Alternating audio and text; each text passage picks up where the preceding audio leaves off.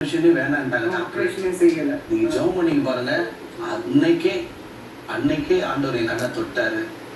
காலையில எழுந்து பார்க்குறேன், என் கண்ணுக்குள்ள இருந்ததெல்லாம் அப்படியே ஒரு அழுக்கு மாதிரி வெளியே வந்துடுச்சு அப்படின்னு சாட்சி சொன்னான்.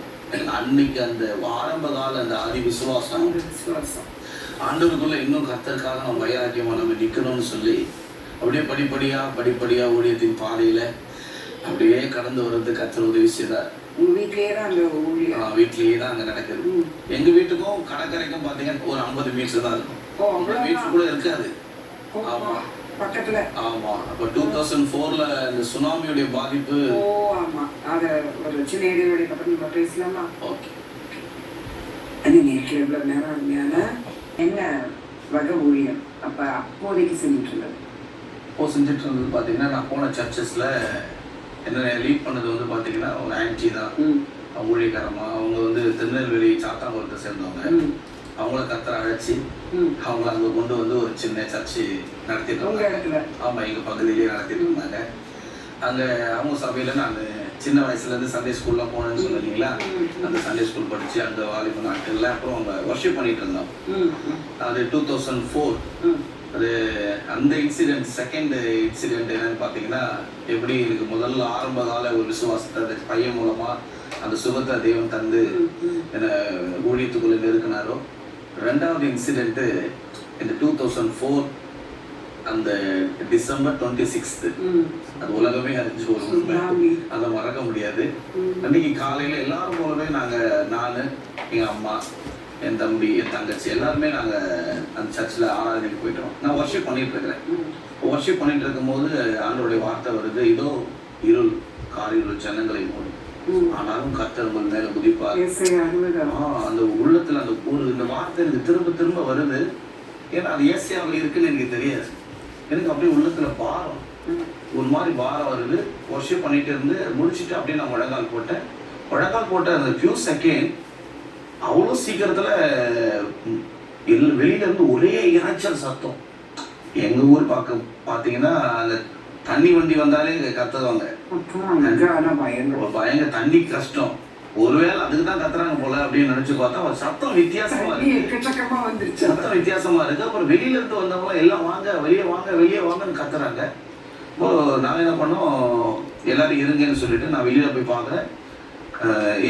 எங்க ஏரியா பாத்தீங்கன்னா ஒரு தனி தீவு மாதிரி. இந்த பக்கம் ஆறு, இந்த பக்கம் கடல், சுற்றிலும் முகத்துவாரம், அப்படி அடையாள ஆமா. எல்லாம் அந்த மழை டைம்ல ரொம்ப கஷ்டம் தான். அந்த மாதிரி இருக்கிற அந்த சமயத்துல இது என்ன நடக்குதுன்னு தெரியல. தண்ணி ஏறிட்டே இருக்கு. தண்ணி இந்த பக்கம் தண்ணி வருது, ஆற்றங்க ஆறு தண்ணி, அது அடையாறு ஆறு தண்ணி இந்த பக்கம் ஏறுது, இந்த பக்கம் கடல் தண்ணி வருது. பொங்குது எல்லாம் ஒரே இறைச்சல். அதுக்கப்புறம் நாங்க மேல சர்ச்சு மண்ணெல்லாம் தெரியலையா? அந்த பக்கம் வீடுங்க இருக்கிறதுனால கடல் மண்ணு தெரியல.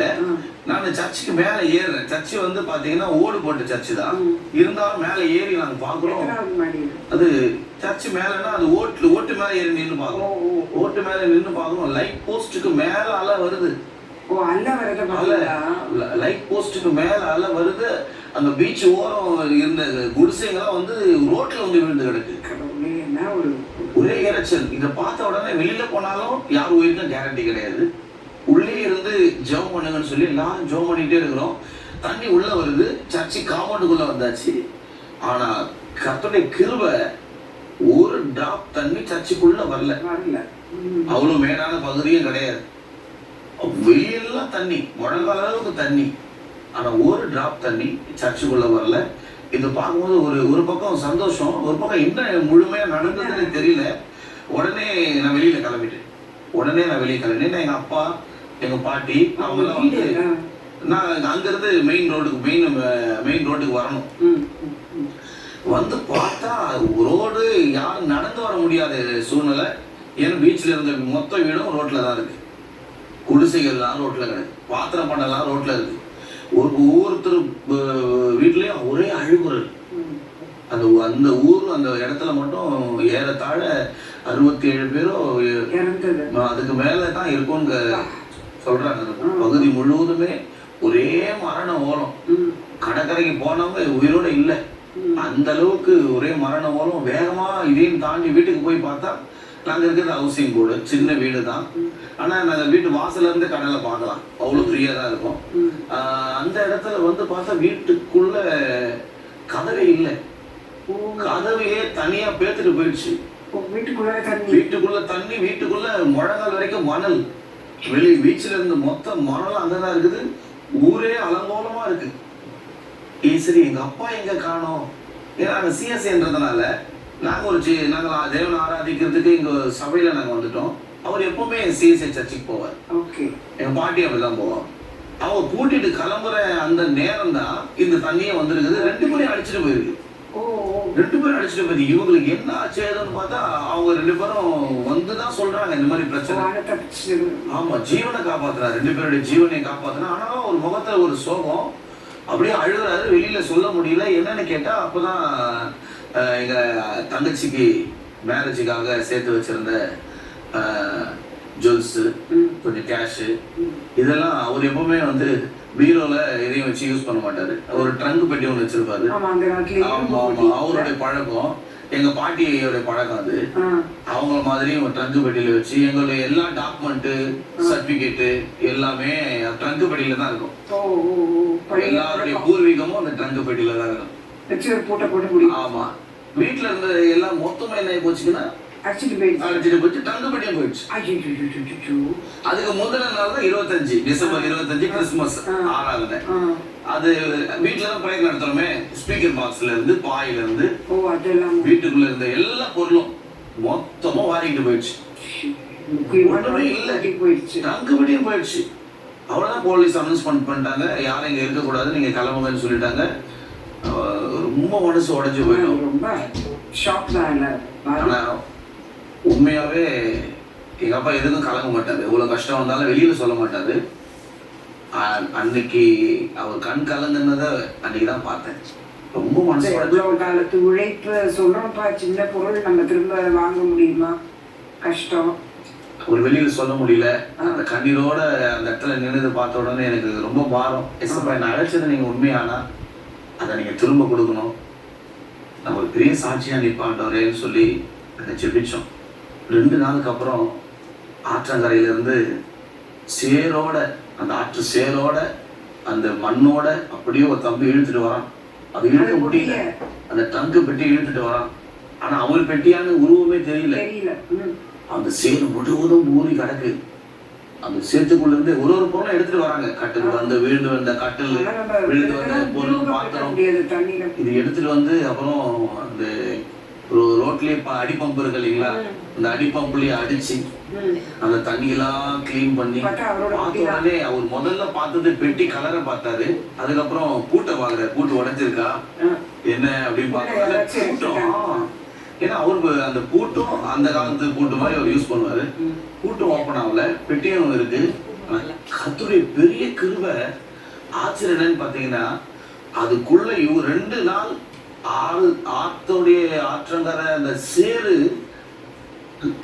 புதஞ்சிருந்த ஒரு பெட்டி ஓபன் பண்ணி பாக்குறாரு. அதுக்குள்ள அவருடைய முக்கியமான டாக்குமெண்ட்ஸ், முக்கியமான பொருளுங்க, கேஷ், பில்ஸ், ஒரு டிராப் தண்ணி அது உள்ள போல.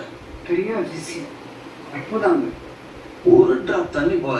இது எப்படி சாத்தியம்? இது எப்படி சாத்தியம்? அந்த காலத்து ட்ரங்க் போட்டி இதே அனுபவம் எங்களுக்கு வந்திருக்கு. மணப்பாக்கத்துல வெள்ளம் 2015 அந்த படம் தூக்கியதெல்லாம் உள்ளர போய் சேர் குழப்பி ஒன்றும் எல்லாத்துக்குள்ளேயும் தண்ணி போச்சு. அவ்வளவு ஸ்ட்ராங்கா பாதுகாத்துருக்கு, ஆண்டவர் பாதுகாத்துருக்கிறார். இது அவருக்கே ஆச்சரியம்.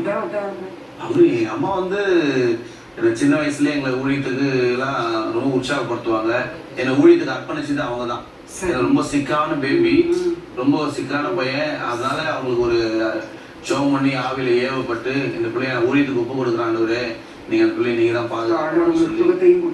ஆமா, உயிர் இழப்பு இல்லை. முக்கியமா பொருள் போனா வாங்கிக்கலாமா, வர உயிர் போனாதான் திரும்ப வராது. ஸோ யாருக்கும் எந்த இழப்பு இல்லாம பெட்டியும் கிடைச்சது. ஆமா, ஏன்னா பக்கத்துலயே பாத்தீங்கன்னா, எங்க வீட்டு பக்கத்துலயே பாத்தீங்கன்னா ஒரே குடும்பத்துல 3 பேர் இறந்தாங்க. அதுல ஒருத்தவங்க அந்த சாட்டர்டே ப்ரேயருக்கு, நாங்க நடத்துற ப்ரேயருக்கு நேத்து வந்தவங்க, நாளைக்கு கிறிஸ்துமஸ் ஆராதிக்கு வந்தவங்க. அன்னைக்கு பாத்தீங்கன்னா ரொம்ப அப்பாவுக்கு சந்தோஷம். எல்லாருடைய விசுவாசமும் பலப்பட்டிருக்கு நிஜமாவே. ஏன்னா எங்கேயோ அடிச்சுட்டு எங்கேயோ போயிருக்கலாம், யாரும் எடுத்துட்டு போய் உடச்சி எடுத்துட்டு போயிருக்கலாம், தங்களுக்கு வேண்டியதை மட்டும் எடுத்து தூக்கி போட்டு போயிருக்கலாம். அவங்க கையில வந்துருச்சு ஆண்டவனால.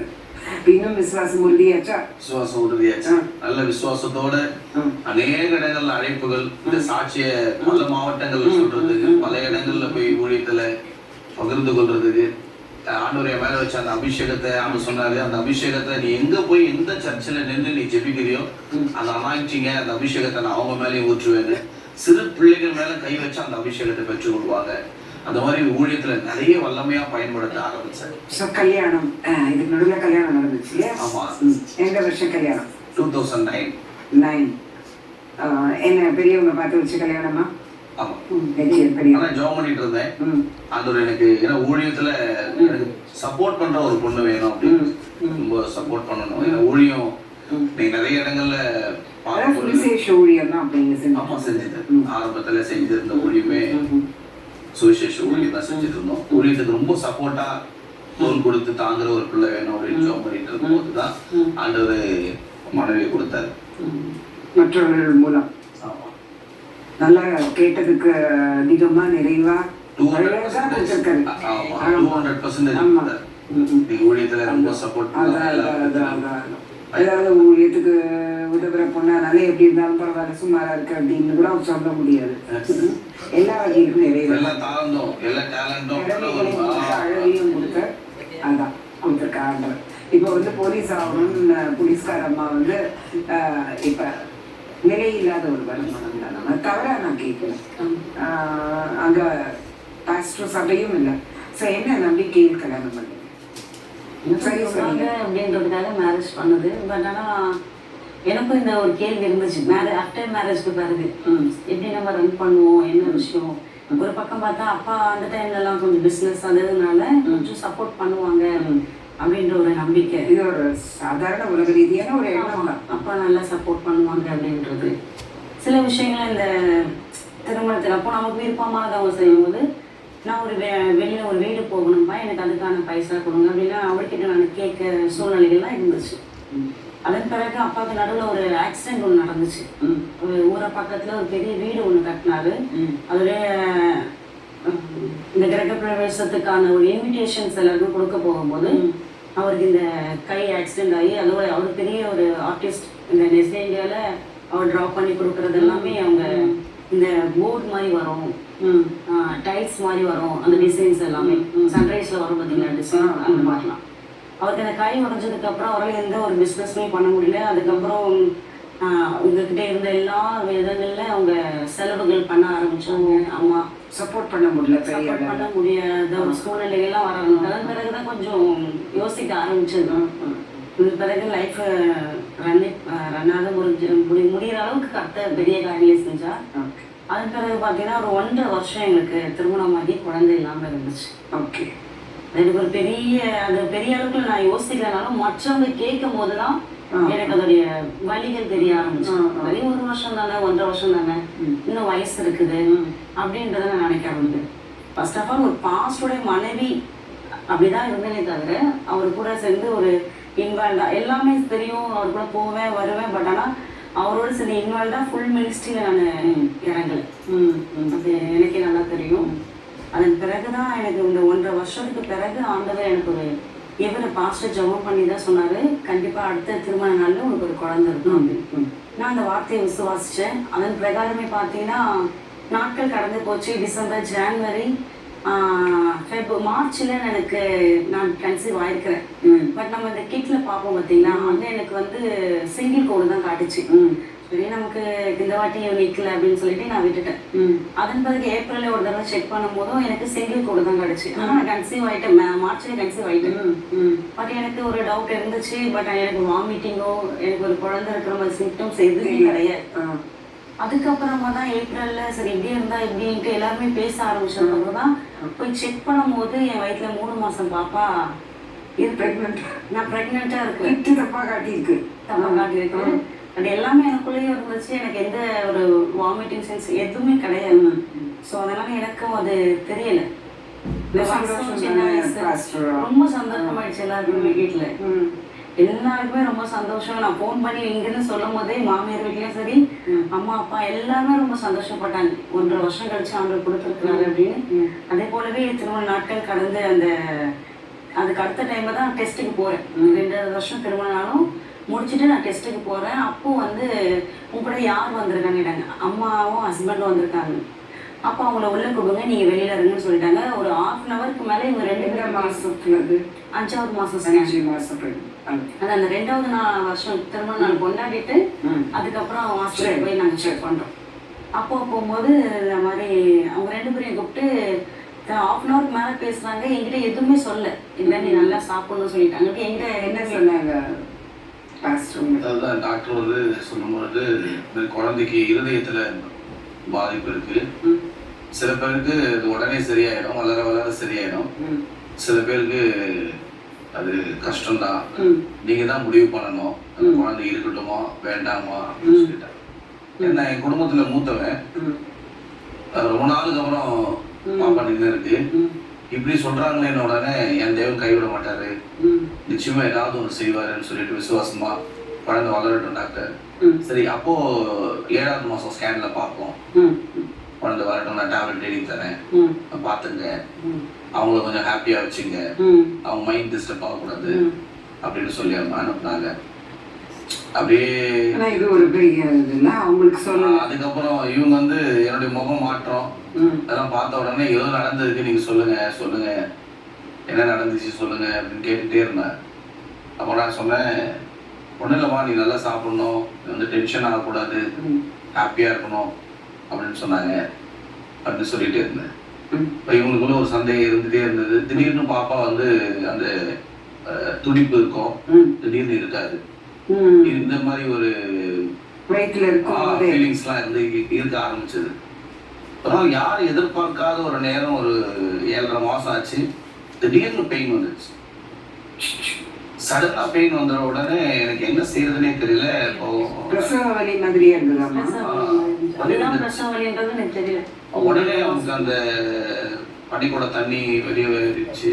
உடனே அவங்க ஹாஸ்பிட்டலுக்கு அடையாறுல இந்த பெரிய ஹாஸ்பிட்டல் கொண்டு போயிட்டு அட்மிட் பண்ணி பார்த்த உடனே டெலிவரி பெயின் தான் சொல்லிட்டாங்க. ஆமா, பாப்பாவோட வெயிட் பாத்தீங்கன்னா உள் உறுப்புகளே நல்லா வளர்ந்துருக்காங்க, நல்லா வளரல. அப்புறம் 7வது மாசம் ஸ்கேன் பண்ணிருக்காங்க. 7வது மாசம் ஸ்கேன்ல தான் என்கிட்ட அவங்க தெளிவா பேச ஆரம்பிச்சாங்க.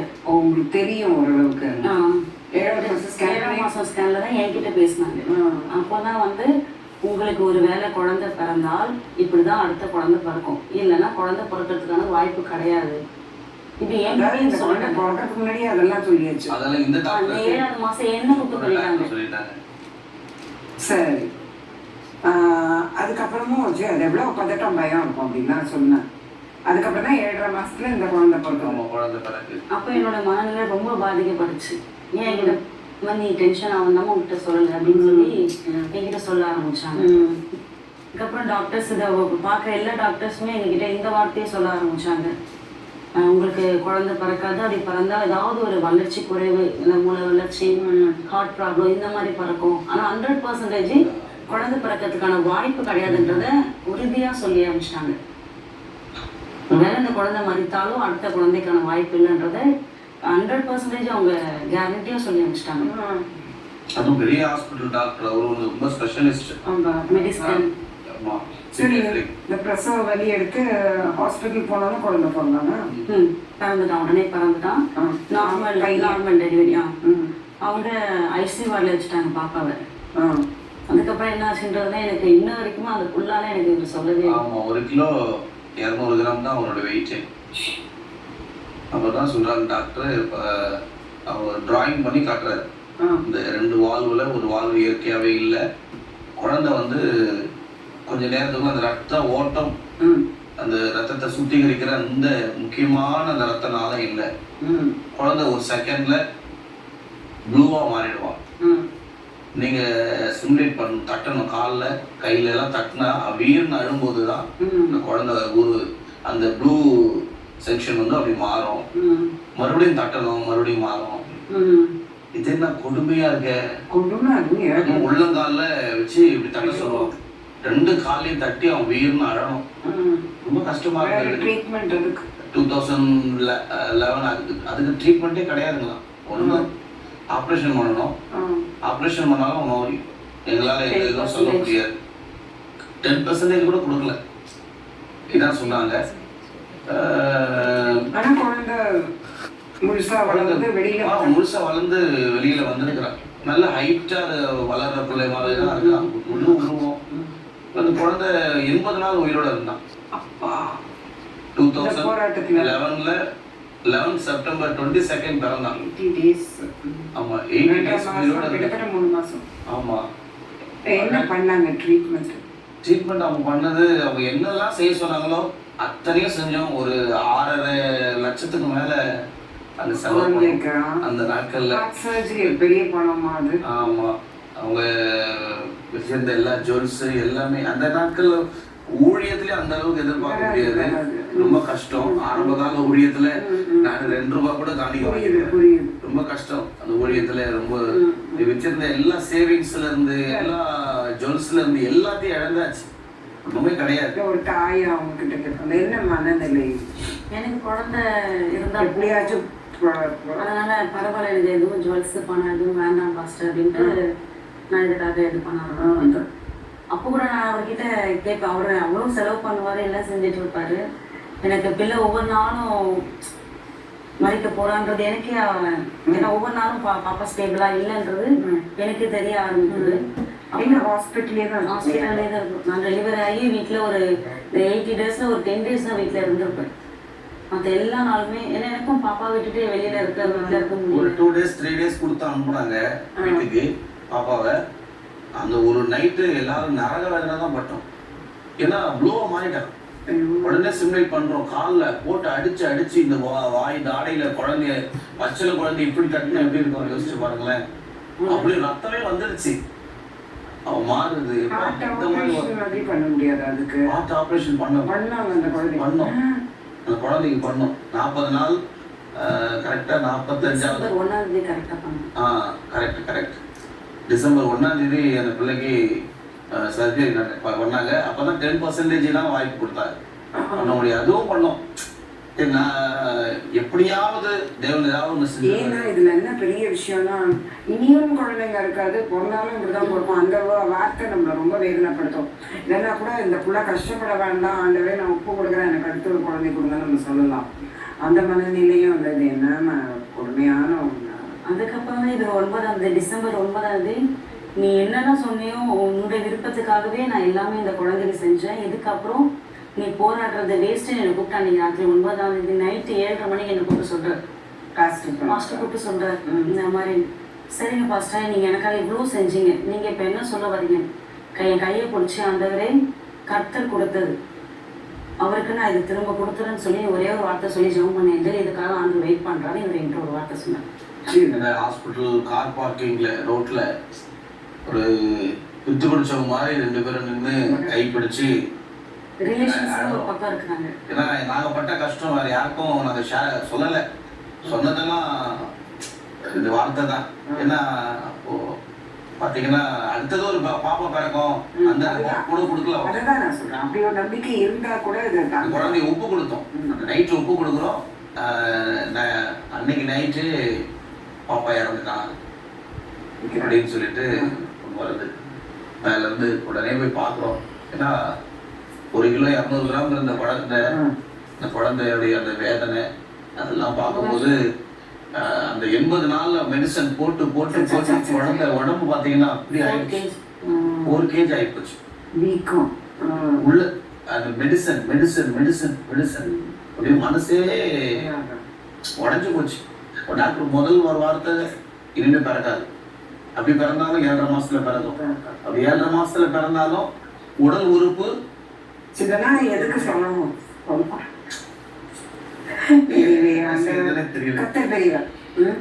சின்ன இடைவெளிக்கு அப்புறம் நம்ம பேசலாம். நீங்க இவ்வளவு நேரம் போதுகர் உங்களுடைய மனைவி வாழ்க்கையை பார்த்தீங்க. அதாவது வலிகள் வேதனைகள் எனக்கு மட்டும்தான் எனக்கு தான் ஆண்டவர் செய்யலன்னு நினைக்க வேண்டாம். எல்லாரும் அந்த பாதையில போய் வராங்க. அதனால என்ன நான் சொல்ல வேண்டாம், அவங்களுக்கு ஆண்டவர் செய்த அதே அற்புதம் வாழ்க்கை இந்த வலியோடைய ஆண்டவர் அப்படியே கிடன்னு விட்டு விடுகிறவர் அல்ல. அதனால தைரியமா இருக்கு. இதே மாதிரியான சூழல்ல நிறைய பேர் போயிட்டு இருக்கலாம். எல்லாரும் இந்த கணமே வந்து ஒரு பெரிய மனதிடம் அடையும். சின்ன இடைவெளிக்கு அப்புறம் அவங்க வாழ்க்கையில் நடந்த அற்புதங்களை நம்ம பார்க்கலாம். ரொம்ப வேதனையான ஒரு வெளியான விஷயம். கர்த்தர் கொடுத்தாரு எடுத்தாருன்னு நம்ம சொல்லிடலாம் மனுஷன்னா, ஆனால் அந்த மனசும் அவருக்கு புரியும். ஸோ கண்ணீரும் கவலையும் கஷ்டமும் தான். எவ்வளோ காத்திருந்து அந்த பிள்ளை செலவு பண்ணியும் அப்படி. ஆனால் இவர் சொன்ன வார்த்தை சரியான ஒன்று. அந்த பிள்ளையும் போட்டு கஷ்டப்படுத்தாம வீட்டில் இருப்பான். பட் அதே நேரம் நம்ம காண்டவர் ஒரு அற்புதம் செஞ்சிட மாட்டாங்க இந்த பிள்ளைக்கு அப்படின்னு ஒரு எண்ணமும் இருக்கும். ஸோ நீங்கள் ட்ரை பண்ணீங்க, அந்த குழந்தை இல்லை. ஸோ அதுக்கப்புறமான மனதான் ரொம்ப ஒரு மாதிரி இனிமேல் இல்லைன்னு சொல்லிட்டாங்களே அப்படின்னு அதே ரொம்ப உடஞ்சிட்டார். ஊழியத்தில் அந்த பிள்ளையை நாங்கள் அடக்கம் பண்ணும்போது கூட கர்த்தர் கொடுத்தார், கர்த்தர் எடுத்தார். கர்த்தருடைய நாமத்துக்கு ஸ்தோத்திரம். முதல் கனி ஊழியர் ஆண்டவரேன்னு சொல்லி அடக்கம் பண்ணிட்டு வந்து தான் உட்கார்ந்துருக்கிறோம். அவன் இறந்தது நிமித்தம் ஊழியத்தில் ரொம்ப மனசு உடஞ்சி அழுத மக்களையும் பார்த்தோம்.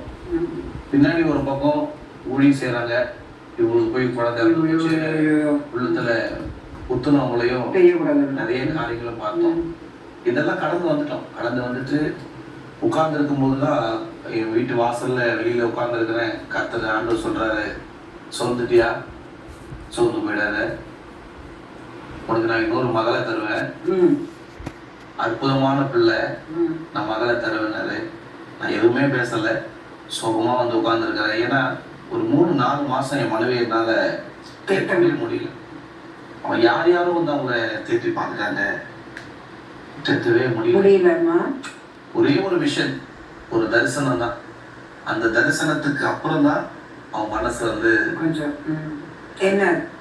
ஒரு நாள் ராத்திரி நான் தூங்கிட்டு இருந்தேன். அதுக்கப்புறம் ரொம்ப டிஸ்டர்பாக இருந்துகிட்டே இருந்துச்சு. சரி, ஆண்டவர் சமூகத்தில் ஜெபம் பண்ணிட்டு இல்லை ஆண்டவரேன்னு கேட்கும்போது, உன் பிள்ளை என்னோட சமூகத்தில் சந்தோஷமாக இருக்கிறான் அப்படின்னு சொல்லி எனக்கு ஒரு நிறைய எந்த இடத்துல அவனுக்கு ஆப்ரேஷன் பண்ணாங்களோ அவனுடைய கழுத்துலலாம் இப்போ நிறைய ஜுவல்ஸ்லாம் போட்டு அவன் வந்து இந்த மாதிரி ஒரு பெரிய இடத்துல அவன் நல்ல எல்லா நகைகளுமே எல்லா வைரங்கள் சொல்ல முடியாத அளவுக்கு விலை மதிப்பில்லாத பொருட்கள் மத்தியில் அவன் விளையாடி கொண்டிருக்கிறேன். என் கண் பார்த்ததுக்கு பிறகு அந்த கண்ணீர் எனக்கு மாறிடுச்சு. அதன் பிறகு நான் ஆண்டவருக்காக வைராக்கியமாக ஃபஸ்ட்டு நானும் உங்கள் கூட ஊழியத்துக்கு வரேன்னு சொல்லி நான் அவரோட ஊழியத்துக்கு போக ஆரம்பித்தேன். வீட்டில் இருக்கும்போது எனக்கு ரொம்ப டிஸ்டர்ப். அதனால் இதுக்கப்புறம் நான் வீட்டில் இருக்க மாட்டேன், வாங்க ஃபஸ்ட்டு நம்ம ஊழியத்துக்கு போகலான்னு சொல்லிட்டு நான் ஊழியத்துக்கு தொடர்ந்து போயிட்டு இருக்கும் போது தான் 4 மாதங்கள் கடந்தது. இவருக்கும் ஆண்டவர் வாக்கு கொடுத்தார், ஒரு மகளை தருவேன் அப்படின்னு அந்த வார்த்தை சொன்னீங்களா வைஃப் கிட்ட? அதுக்கப்புறம் தான் சொன்னேன். இந்த விஷயத்துக்கு அப்புறம் தான் சொன்னேன், நமக்கு ஆண்டவர் ஒரு மகளை தருவாருமா, நீ கவலைப்படாத சொன்ன உடனே எதிர்பார்க்காத நேரம் ஆண்டவர் ஒரு பெண் குழந்தைய பிரெக்னன்சி. அந்த பிரெக்னன்சி எந்த பிரச்சனையும் இல்லாமல் போச்சு. இல்லை, அதுவும் 4 மாதங்கள் பிறகு நீங்கள் எப்படி இருந்தால் எப்படி போய் டாக்டர் போய் பாருங்க வீட்டில் என்ன சொல்லும்போது எதுக்காக வந்திருக்கு இந்த மாதிரி எங்களுக்கு வந்து ஒரு பாப்பா இருந்துச்சு. அப்போ அந்த ரிப்போர்ட்லாம் காட்டும், அந்த மாதிரி சொல்லியிருக்காங்க. எந்த டாக்டர் உங்களுக்கு சொன்னாங்க அப்படின்னு சொல்லிட்டு கல்யாணி ஹாஸ்பிட்டலில் நீங்கள் 4 மாதம் கன்சீவாக இருக்கீங்கன்னு சொல்லி அனுப்பிச்சாங்க. சரி, எந்த நேரத்தில் 4 மாதம் வரையும் தெரியாது எனக்கு, எந்த பாப்பாக்குமே தெரியல. அதுக்கு பிறகு அந்த பாப்பாவோட ஒரு வருஷம் திரும்புறதுக்குள்ளாவே கர்த்தர் எனக்கு ஒரு ஆலிஸ் மிராக்கிள்னு கொடுத்தாரு. ஒன்றும் அந்த குழந்தை எந்த பிரச்சனையும் இல்லை, பாப்பாக்கு எந்த பிரச்சனையும் இல்லை. நார்மல் டெலிவரியில 10 மாசம் வரை 9 மாசம் முடிஞ்சது பிரெக்னன்சி போச்சு. நல்ல அற்புதமான பிள்ளைதான் சொல்றீங்க. மனுஷன் வார்த்தை ஆண்டவர் கொடுக்குற வார்த்தை. இன்னும் வைராக்கியமா ஊழியம் செய்ய ஆரம்பிச்சோம். பொம்பளை பிள்ளை முதல்ல குழந்தைய 2012 சொல்லே பெண் குழந்தைய ஆண்டவர் கொடுத்தாரு. அந்த நல்லவர். அதன் பிறகு பாத்தீங்கன்னா 2016ல மறக்க முடியாத இன்னொரு மகனை ஆண்டவர் கொடுத்தாரு. அது துவக்கத்திலேயே கர்த்தர் சொன்னாரு, நான் உங்களுக்கு ஒரு மகனை தர போறேன், எதிர்பார்த்துட்டு அப்படின்னாரு. சரி, அதோட சொல்லிட்டு நிறுத்தினா பரவாயில்ல. செகண்டா ஒரு வார்த்தை சொன்னாரு பாருங்க, இது எனக்கு பெரிய ஷாக். என்னன்னா, உன் முத குழந்தை அவன் பிறந்த அதே நாள்ல இவனை நான் உனக்கு கொடுப்பேன். ஏன்னா முத குழந்தை பிறந்தது பார்த்தீங்கன்னா 2011 செப்டம்பர் 22 நைட்டு 2:10 யூரின் 2016 செப்டம்பர் 22 இதெல்லாம் ரொம்ப அதிசயம், அற்புதம். 3:10 அதே டேட் அதே டேட் டைம் மட்டும் தான் என்ன பர்த் சர்டிபிகேட் மாறாது இல்லைங்களா? அதான் எல்லாமே ஆண்டவர் சொன்ன பிரகாரமாவே சொன்னா அவன் பர்த்டேவும் இவனுடைய பர்த்டேவும் ஒண்ணு. அழகான பிள்ளை, ஹெல்த்தியான பிள்ளை, ஆக்டிவான பிள்ளை. பிரெக்னன்சி உங்களுக்கு ஆக மாட்டீங்க, அப்படி ஆனாலும் இப்படிதான் பிறப்புள்ள இங்க பிறக்கும். அருமையான ஒரு பொண்ணு பையன். இன்னைக்கு அவன் 9 வயசாவது சர்ச்சில் அவன் தான் பேட் வாசிக்கிறான். அவன் ஹெல்த்தான பிள்ளை. ஏன்னா குறப்பிரசவத்துல தான் பிறக்கும், உறுப்புகள் இல்லாம தான் பிறக்கும். மனுஷர் சொல்ற வார்த்தை. அதனாலதான் கலங்கிட்டு இருக்கிற மக்களுக்கு ஒரு உற்சாகம் வரணும். இது குழந்தை பிறக்கிற விஷயத்துலன்னு இல்லை, மற்ற எல்லா விஷயத்திலயும் உலகத்தார் 1000 சொல்லுவாங்க செய்வாங்க. ஆனா நம்ம ஆண்டவர் என்ன சொல்றாரோ அதை பிடிச்சுக்கும் போது அவருக்கு கொடுத்த வாக்கு மாதிரியா அந்த பையன் அப்படியே டேட்ல அதோட விட்டார் ஆண்டவர். 3 பாயிண்ட் சொன்னாரு டாக்டருக்கு. 3 பாயிண்ட் சொன்னாரு. ஒண்ணு, உங்களுக்கு குழந்தை பிறக்க. குறப்பிரசவம். 3வது, அந்த குறப்பிரசவத்துல பிறக்கிற பிள்ளை ஊனமா தான் பிறக்கும். இது 3. இந்த 3 வார்த்தைக்கு ஈடா 3 பிள்ளைய கொடுத்தாரு. வாடா கர்த்தர் நல்ல 3 முத்துக்களை. அதிசயம். Very good. 3வது இப்ப அவருக்கு 2 வயசாகுது. பையன். ஆமா பையன். மகாராசி 3 பிள்ளை. பெரிய விஷயம். ஆண்டவர் கர்த்தர் நல்லவர். நீங்க உற்சாகமா இந்த சாட்சிகளோட பல இடங்கள்ல ரொம்ப சந்தோஷமா இருக்கு எனக்கு ஆண்டவர் செய்த அதிசயத்தை. அதே பிறந்த நாள்ல கொடுத்ததுனால நான் முழு நேரமா என் ஆண்டவருக்காக நான் அர்ப்பணிச்சேன். மாஸ்ட் ஒய்ஃபா இருந்தேன். அவர் கூட ஏதாவது எல்லாம் நார்மல் பிரசவம், எல்லாமே நார்மல் தான். அதன் பிறகுதான் நான் முழு நேரமா ஆண்டவருக்காக அர்ப்பணிச்சேன். அப்பதான் ஆண்டவர் எனக்கு சபை ஊழியத்தை எனக்கு தரிசனமா கொடுக்க ஆரம்பிச்சேன். ஆனா ஜெபம் பண்ணிட்டு பாஸ்டர்கிட்ட சொல்ல ஆரம்பிச்சேன், ஆண்டவர் இந்த மாதிரி காட்டுறாருப்பா அப்படின்னு. எனக்கு சுவிசேஷ ஊழியம் ஆரம்பத்துல இருந்து செஞ்சுட்டு சர்ச்சை ஊழியன உடனே நானும் ஒரு சர்ச்சில் இருந்து வளர்ந்தேன். பெரிய கடினமான ஊழியம் சர்ச் மினிஸ்ட்ரி தான். எனக்கு கையெழுத்து குண்டேன். மனைவியும் கூட பார்க்காம சர்ச் மினிஸ்ட்ரி மட்டும் வேண்டாமான்னு. உனக்கு அழைப்பு இருந்தா நீ எடுத்து செய், நான் உனக்கு சப்போர்ட் பண்றேன் அப்படின்னு தான் நான் சொன்னேன். ஏன்னா அதுக்கப்புறம் ஆண்டவர் மறுபடியும் உறுதிப்படுத்தி 10 வருஷம் ஆயிடுச்சு. இந்த வருஷத்தோட 10 இயர்ஸ் சர்ச் மினிஸ்ட்ரி வெற்றிகரமா. சந்தோஷ ஐக்கிய ஜெப வீடு. சர்ச்சுடைய சாட்சியும் பெரிய சாட்சி. ஆண்டவர் பணம் இல்ல, இடம் கிடையாது, ஒண்ணும் கிடையாது. ஆனா 2018ல சொன்னாரு, நீங்க புது சபையில ஆராதனை பண்ண போறீங்க இந்த வருஷம். 7வது மாசம் புது சபையில ஆராதனை செய்வீங்க. இடம் கிடையாது, பணம் கிடையாது, எங்க சர்ச்சை கட்ட போற ஒண்ணும் தெரியாம ஆண்டவர் சொன்ன அதே போலவே ஆண்டவர் சொன்ன வார்த்தை மாறாம அதே 2018ல ஆண்டவர் ஒரு இடத்த கொடுத்து சர்ச்சை கட்டி வச்சு 7வது மாசம் பிரதிஷ்டை பண்ண வச்சாரு. ஆமா, சொந்த இடத்துல 1 ரூபா வெளியில யாருகிட்டையும் கடன் வாங்காம அந்த ஊழியத்தை அந்த சர்ச்சை கட்டுறதுக்கு செஞ்சாரு. ஒரு டொனேஷன் புக்கு கூட நீ போடக்கூடாதுன்னு, கொடுக்கிற மக்களை நான் கொண்டு வருவேன், உனக்காக ஜெபிக்கிற மக்களை நான் கொண்டு வருவேன், உனக்காக உழைக்கிற மக்களை நான் கொண்டு வருவேன். கல்லு மண்ணு எல்லாம் சுமந்து வந்ததே எங்க சர்ச்சை விசுவாசிகள் தான். அவ்வளோ 48 லாரி மண்ணை கொண்டு வந்து கல்லு மண்ணெல்லாம் சுமந்து ரஃபீஸ் எல்லாம் கொண்டு வந்து அந்த சர்ச்சை கட்டுறதுக்கு ஆண்டவருக்கு பாராட்டினாங்க. விசுவாசத்துல நிறைய விஷயங்கள் ஆண்டவர் பலப்படுத்தினார். நடுவில் எங்களுக்கு ஒரு சின்ன இன்சிடென்ட் நடந்தது. 2021ல என்னோட அப்பா சடனா டெத் ஆனாரு, தவறிட்டாரு மே மாசம். அது என்னுடைய மைண்ட் ரொம்ப டிஸ்டர்ப் பண்ணிச்சு. எங்க அப்பா எனக்கு ரொம்ப பிடிக்கும். மே மாசம் அப்போ அதை ஒரு 3 மாசம் கடந்து வந்த பிறகு ஆகஸ்ட் மாசத்துல வெளியில நாங்கள் கல்யாண ஹாஸ்பிட்டல் வழியா நாங்கள் ஊழியத்தை முடிச்சுட்டு வந்துட்டு இருக்கோம். அப்போ ஊழியத்தை முடிச்சுட்டு வரும்பொழுது ஷால் நான் எப்பவுமே ஒரு பைக்ல வரீங்களா, பூ போட்டுட்டு நான் வந்தேன். வரும்பொழுது ஒரு பக்கம் லென்த்தி ஆயிடுச்சுமா. அது என்ன ஆயிடுச்சுன்னா அந்த லென்த்தி ஆனது டயர்ல போய் மாட்டிக்கும். மாட்டோன்னுமே எனக்கு அந்த செயினோட அப்படியே போயிட்டு இது பண்றது எனக்கு நல்லா தெரியுது. பேச முடியல. இந்த போடுந்த அந்த டைப் பண்ணணுமே என்னால் பேச முடியாம இவர் ஷோல்டரை போட்டு நான் டைப் பண்றேன். இவர் எதுக்கு இவ்வளவு இப்படி பண்றான்ட்டு வண்டி பிரேக் போட்டார். வண்டி வந்து அப்படியே ஷேக் ஆகுது. நான் அவ்வளோ வேகமாகவும் போற ஆள் கிடையாது, ஒரு 40க்குள்ள தான் ஓட்டுவேன். அதுவும் அந்த ஹாஸ்பிட்டல் வாசல்லே சரி நம்ம போறோம், அப்படியே இன்னொரு பாஸ்டர் ஒருத்தர் உடம்பு சரியில்லாம இருக்காரு, அவரை நம்ம பார்த்துட்டு போயிடுவோம். அந்த வாசல்ல ஷேக் ஆகுது, என்னமா பாக்குறேன் இவங்க அப்படியே ஒரு மாதிரி கேர் ஆயிட்டாங்க. அதுக்கப்புறம் தான் கழுத்துல இந்த தோல் உறிஞ்சி, கழுத்துல காயம் இருக்கு, அந்த காயம் தழும்பு இருக்கு, அன்கான்சியஸ் இன்னும் கொஞ்சம் கழுத்தை பிடிச்சி இருக்கணும். அவ்வளவுதான். இங்க இருந்து அப்படியே இது வரைக்கும் பாத்தீங்கன்னா காயம் அந்த அளவுக்கு அப்படியே ரத்தமா மாறி போச்சு. அதெல்லாம் இந்த தேவன் ஜீவனை காப்பாற்ற அப்படியே கொண்டு போறோம் ஹாஸ்பிட்டல் உள்ள. வாசல்ல நடக்குது, உள்ள கொண்டு போறோம். டாக்டர் இந்த பிள்ளை பிழைக்காது, அவ்வளவுதான். இவங்க காது, நான் வெளியில நின்று எனக்கு என்ன செய்யறதுன்னு தெரியல. இவங்க காது கூட பேசுற டாக்டர். அந்த அளவுக்கு கழுத்து இருக்கு, நினைவு எனக்கு இருக்குது. எனக்கு பேச்சு மட்டும் வரல அந்த டைம்.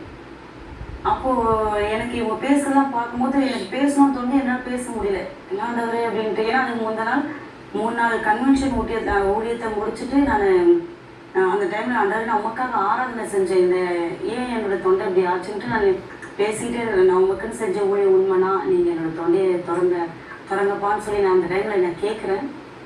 அப்போ அந்த டைமில் டாக்டர் சொல்கிறாங்க, இந்த பொண்ணு பிழைக்காது, நீங்கள் எதுல பிழைக்காதுன்ற எனக்கு இந்த இடத்துல அடிப்பட்டது பண்ணிட்டாங்க. இந்த இடத்துல பட்ட அடி வந்து இந்த இடத்துல பட்ட அடினால இந்த பொண்ணு ஊமை ஆகிட்டு இருப்பாங்க. இந்த இடத்துல படுத்த அடி வந்து ஒரு படுத்த படுக்கை ஆக்கிடும் என்னென்னவோ சொன்னாங்கம்மா. நான் அந்த கொஞ்ச நேரத்தில் அவங்க பேசிட்டு இருக்கும் போதே நான் நல்லா தான் இருக்கேன், எனக்கு ட்ரீட்மெண்ட் பண்ணுங்கன்னு என்னோட வாய் ஆண்டவர் திறந்தேன். என்னால் பேசவே முடியல. அந்த நேரம் ஆண்டவரே நான் உமக்குன்னு செஞ்ச ஆராதனை ஊழியத்தெல்லாம் நீங்க பாருங்கப்பா யோசி அப்படின்னு நான் அவங்ககிட்ட பேசுறேன். ஆண்டவர்கிட்ட நான் சொல்லும் பொழுதே ஆண்டவர் நாவை திறக்கிறார். நான் அவங்ககிட்ட பேசுறேன், நல்லா தான் இருக்கேன், நீங்க ட்ரீட்மெண்ட் பண்ணுங்க. நிமிஷமே ஒரு நாள் கூட அட்மிஷன் ஆகல. அப்பவே அவ்வளவுதான். சாதாரண மேல் காயத்துக்கு கட்டு போட்டு அந்த இதெல்லாம் ஹாஸ்பிட்டல் டாக்டரை பார்த்துட்டு ஆயின்மெண்ட்லாம் போட்டுட்டு வீட்டுக்கு கொண்டு வந்தது தான். ஒரு நாள் கூட அட்மிஷன் ஆகல. ஆண்டவர் உடனே பெரிய சாட்சி, பெரிய சாட்சி, பெரிய சாட்சி. ஸோ இன்னைக்கு 3 பிள்ளைகளோட படிச்சுட்டு இருக்காங்களா? சின்னவர் ஸ்கூல் போலியா இன்னும்? அவருக்கு 2 வயசு. நல்ல ஊழியங்கள் போயிட்டு இருந்தது. 8 வருஷம் பிறகு ஆண்டவர் எங்களுக்கு கொடுத்த பிள்ளை. எனக்கு ஒரு டவுட் இருந்துச்சு அக்டோபர் மாசமே. அப்பயும் நான் டாக்டர்கிட்ட போய் கேட்கிறேன், அண்ணா 1 கேட்டா 5 அந்த மாதிரி நீங்க 1 இருந்தா போதும் நினைச்சிருக்கீங்க. ஆமா, 1 கிடைச்சாலே பெருசு இல்லை. டாக்டர்கிட்ட போய் நான் கேட்கிறேன், அதிகமா செய்யறது கன்சீவ்லாம் நம்ம இந்த ஏஜ்ல எப்படி கன்சீவ் ஆகும், அதெல்லாம் ஒண்ணும் இல்லை அப்படின்னு சொல்லி அனுப்பிச்சிட்டாங்க. அக்டோபர், நவம்பர், டிசம்பர், ஜனவரி எனக்கு ஒரு பெரிய ஆச்சரியமே அந்த ஒரு விஷயமாகும். எதுவுமே எனக்கு எந்த குழந்தைகளுக்குமே இல்லைம்மா. அப்பயும் ஜனவரி ஆகுது. ஜனவரி டாக்டர் கேட்கும்போது வயிற்றுல ஏதோ கட்டி மாதிரி தெரியுதுன்ட்டாங்க. ஐயோ, இன்னைக்கு ஆண்டவர் எங்களுக்கு கொடுத்த பெரிய கிஃப்ட் பாத்தீங்கன்னா, எந்த கர்ப்பத்தின் கனி இல்லாத மக்களுக்கு இவங்க ஜெபிக்கும் போது ஆண்டவர் அவங்களுக்கு அந்த அதிசயத்தை ஆண்டவர் தராரு. நிறைய மக்கள் சாட்சி சொல்றாங்க, நிறைய மக்களுக்காக வெளிப்படுத்துறாரு. ஆமா, 3வது பையன். பிப்ரவரி மாசம் டாக்டர் திரும்ப இல்ல டாக்டர் எனக்கு ரொம்ப வெயிட் போடுது, வயது தொப்பை விழுது டாக்டர் அப்படின்னா, என்னது திரும்ப வந்துட்டே இருக்கிறது தான். இன்னொரு தடவை ஸ்கேன் பார்க்கும்போது தான் இது கட்டி இல்லைம்மா குழந்தைன்ட்டு என்கிட்ட அப்புறம் சொல்றாங்க. குழந்தைக்கு 5-6 மாதம் கிட்ட ஆக போகுது, நாங்கள் கொடுத்த டேப்லெட்னால நீ எவ்வளோ போட்டிருப்ப. எனக்கு என்ன பயம் வந்துருச்சுன்னா, முதல் குழந்தை மாதிரி ஆயிடணும் அப்படின்ற ஒரு பயம் வந்துருச்சு. ஏதாவது நம்ம ஒரு மிஸ்டேக்காக டேப்லெட் போடணும் அப்படிதானே. இந்த 6ஆம் மாதம் ஆண்டவரே நான் இதை கேட்கல, நான் ஒன்று கேட்கல, கொடுத்துட்டீங்க. அதுவும் ஒரு அழகான ஆம்பளைக்குடியா ஆண்டவர் கொடுத்தாரு. நமக்கு நேரம் ஏறக்குறைய முடிஞ்சிட்டனால ஆண்டவர் நல்ல வரணும். நிறைய பேருக்கு அது ஒரு மனத்தன்மை கொடுத்துருக்கோம். ஸோ சபை ஊழியம் இப்போ நல்லா போயிட்டு இருக்கா? நல்லா அருமையா கத்துறாரு. 25 வருஷம் முழு நேர ஊழியம். இப்போ சர்ச்சை வந்து என்ன எதிர்கால ஆசை, இன்னும் என்ன செய்யணும்னு 2 பேருக்கும் ஆசை சொல்லி முடிச்சுக்கோம். அப்படி ஊழியம் கத்துறதுக்காக இன்னும் கத்துறதுக்காக இன்னும் இப்படிப்பட்ட சாட்சிகள் அநேக மக்களுக்கு சொல்லி உடஞ்சி இருக்கிற அநேக மக்கள்ல ஆறுதல் படுத்தி ஊழியர்களை செய்யணும். உங்களுக்குமா? எனக்கும் அதே கடைசி இருக்க என் ஜீவன் எதுக்கு, இந்த ஜீவன் எனக்கு ஆண்டவர் கொடுத்து நான் மறைச்சிருந்தா என்னைக்கும் டெலிவரிலையும் எவ்வளோ பெரிய சவால்கள் சந்திச்சு. இந்த கழுத்துல வந்துச்சு ப்ரெக்னன்சி காம்ப்ளிகேஷன்ஸ் எவ்வளோ வந்துருக்கலாம். ஸோ கர்த்தர் நல்ல உங்களுடைய எல்லா கனவுகளையும் ஆண்டவர் நிறைவேற்றி. யார் இதுல நல்லா பாடுவேன்னு சொன்னா சீக்கிரம் 2 வரி இவங்க ஒரு 4 வரி பாடுங்க, நம்ம முடிக்கலாம். கத்தரினுக்காயும் செய்வார், கண்ணுறங்க மாட்டார், தூங்க மாட்டார், கண்ணுறங்க மாட்டார், தூங்க மாட்டார். துன்பத்தின் பாதையில் நடந்தாலும், கஷ்டத்தின் நேரத்தில் தவித்தாலும், கலங்கும் என்னை கரம் பிடிப்பீரே, கதரும் உள்ளத்தை பார்ப்பீரே. உங்களுக்காக யாவையும் செய்து முடித்த கர்த்தருக்கு நான் நன்றி சொல்றேன். ஸோ உங்களுடைய மனதின் விருப்பங்கள் எல்லாத்தையும் நிறைவேற்றி ஒரு நல்ல பெரும் ஊழியம் இல்லையா, ஆண்டவர் இன்னும் பெருக்கி கொடுக்க முடியும். அவர் அதை செய்யணும். ஆண்டவர் வருகிற வரை நீங்கள் 2 பேரும் அருமையான 3 பிள்ளைகளோடு இணைந்து இந்த ஊழியத்தை செய்யணும்னு நான் வாழ்த்துறேன், வேண்டிக்கிறேன். Thank you for coming to our. Thank you. God bless you both. Thank you. எனக்கு எவ்வளோ நேரம் அருமையான போதுகள் ரெவரண்ட் டாக்டர் ஜேடி சார்ல்ஸ் அவங்களுடைய மனைவி ஏஞ்சல் அவங்களுடைய வாழ்க்கையை பார்த்தீங்க. அந்த திரும்பவும் சொல்ல விரும்பல, அந்த பாதையில் தோல்விகள், பாதை, துக்கம், கண்ணீர், நஷ்டங்கள், கஷ்டங்களுடைய பாதையிலும் கர்த்தர் நல்லவராக இருந்து கர்த்தர் எனக்காக யாவையும் செய்து முடிப்பார். ஒன்றை சொல்லிட்டு இருந்தாலே போதும். அவங்களுக்கு ஆண்டவர் செய்தார். ஒரு பிள்ளை அப்படி இல்லை அப்படின்ற இடத்துல 3 பிள்ளைகள், யாருக்கெல்லாம் குழந்தை இல்லை அப்படிங்கிற ஒரு கவலையில் இருக்கீங்க. இந்த நிகழ்ச்சி நீங்கள் பார்த்துட்டு இருக்கும்போதே கர்த்தர் உங்களுக்கு அந்த சிஸ்டர் மேலே இருக்கிற அபிஷேகத்தை வைத்து உங்களுக்கு குழந்தைகளை கொடுப்பார். எதுவும் இல்லைனாலும் சரி, ஆண்டவர் உங்களுக்கு நிச்சயமாக செய்வார். நமக்காக எல்லாவற்றையும் செய்து முடிக்கிற ஒரு ஆண்டவர் உண்டு. ஆனால் சோர்வுகள் வரும், கண்ணீர் வரும், அதெல்லாம் பரவாயில்ல, அழுதுக்குங்க, அழவே கூடாதுன்னு இல்லை. விசுவாசத்தை தான் விட்டுடக்கூடாது. மனுஷன்னு இருந்தால் கண்ணீர் விடுவான், விட்டாதான் மனுஷன். ஸோ அதனால கலங்கலாம், பரவாயில்ல, ஆண்டவர் கலங்காதேன்னு சொல்றார். ஆனாலும் மனுஷீகத்தில் அந்த கலக்கங்கள் உண்டு. ஆனாலும் இவர்களுக்கு செய்த அதே அற்புதம் பாரபட்சம் இல்லாத தெய்வம் உங்களுடைய வாழ்க்கையிலும் செய்வார். அதுக்காக தான் என்னைக்கோ நடந்த துக்கத்தையெல்லாம் அவங்க ஒழிக்காம மறைக்காம சொல்றாங்க. அதனால பயப்படாதீங்க, ஆண்டவர் உங்களுக்கும் நன்மையானதை செய்வார். தேவை விசுவாசம், அந்த மன வேறுபாடு இல்லாமல் அந்த மன ஒற்றுமை, முக்கியமா கணவன் மனைவிக்குள், குடும்பத்தாருக்குள், சபையாருக்குள். ஸோ அது இருந்ததுன்னா ஆண்டவர் எல்லாவற்றையும் செய்வார். உங்களுக்கு வேண்டியன எல்லாவற்றையும் ஆண்டவர் செய்யணும் அப்படிங்கிற ஒரு வாழ்த்துக்களோடு, வேண்டுதலோடு நான் உங்ககிட்ட விடைபெறுகிறேன். நன்றி.